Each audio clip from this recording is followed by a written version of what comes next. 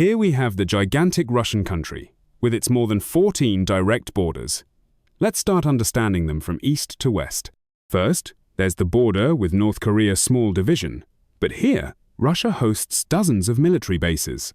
Not exactly because of its proximity to North Korea, but rather because this area gives Russia access to the Sea of Japan, where Japan, South Korea, and North Korea are all present, as well as a connection to its islands that are very close to Alaska in the United States. There's also the border with China, which provides closer access to some of the largest cities in northeastern China, such as Harbin and Changchun.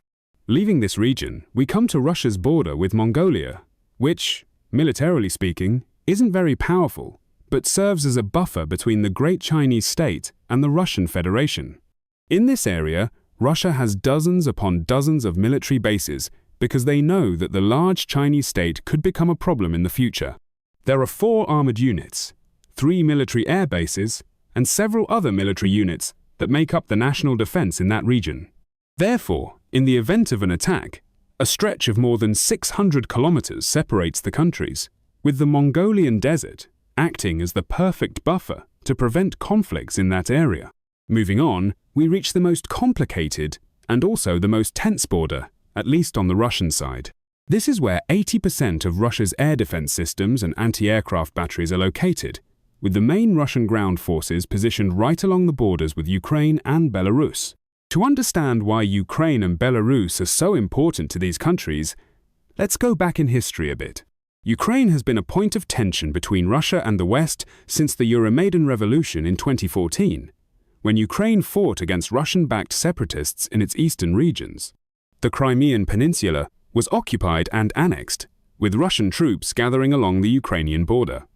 And since the beginning of 2022, tensions have escalated even further.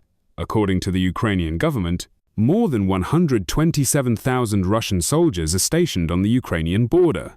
All of this is because that country is very important. To Russiate has shaped the history of many Russians, including President Vladimir Putin. Ukraine is part of what he calls historical Russia, with Ukrainians and Russians considered to be of the same ethnicity.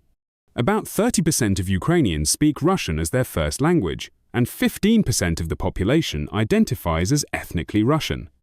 And if we consider the borders of the old Russian Empire and the former Soviet Union over the last 300 years, Ukraine and Russia were part of the same country, and throughout that time they held enormous strategic importance alongside Belarus, with Ukraine and Belarus serving as buffers against potential foreign invasions.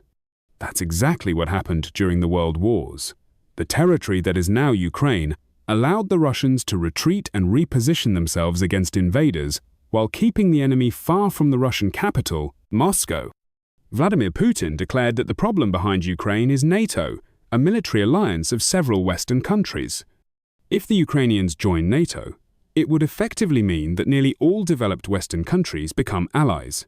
So an attack on Ukraine would then be an attack against the entire NATO military alliance. And that is, Russia's problem with Ukraine, the potential enemies, would be right at its doorstep. Historical examples of how important that region is to them can be seen by looking at the Russian Empire. On the 24th of June, 1812, the Grande Armée, led by French Emperor Napoleon Bonaparte, crossed the Niemen River, invading Russia from what is now Poland. The Russian army refused to engage Napoleon's Grande Armée of more than 500,000 European soldiers, instead simply retreating into the interior of Russia. Meanwhile, the Grande Armée did not have the supplies or the necessary distribution networks for such a long march. As the Russian forces retreated all the way to the capital, Moscow, they destroyed the very terrain. French strategists assumed that the Grande Armée would be resupplied by carts, or would be able to gather supplies as it advanced through Russian territories. But the Russian roads were in terrible condition, making it extremely difficult to transport supplies and, of course, there weren't enough supplies available during the march. The Grande Armée also failed to prepare for Russia's harsh winter, and its troops were neither dressed nor trained for the type of terrain they would face. The same scenario applies to modern Russia. If European invasions were to occur, the capital, Moscow, would be extremely exposed to enemies, and therefore would be easier to conquer than if it were located in another region. And that is precisely why Russia does not want Ukraine to join NATO, if that were to happen. Russia's economic engine Moscow would be too exposed, leaving Russia and its economy completely at risk.